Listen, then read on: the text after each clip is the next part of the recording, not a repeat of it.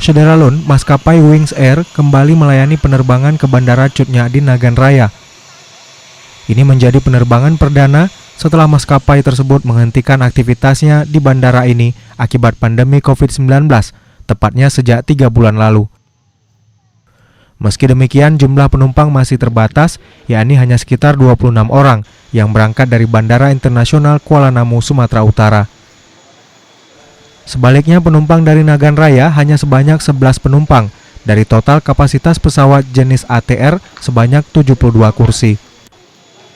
Sementara itu, pihak bandara bersama tim gugus tetap memperlakukan protokol kesehatan dengan mengecek suhu tubuh serta dokumen terkait kesehatan.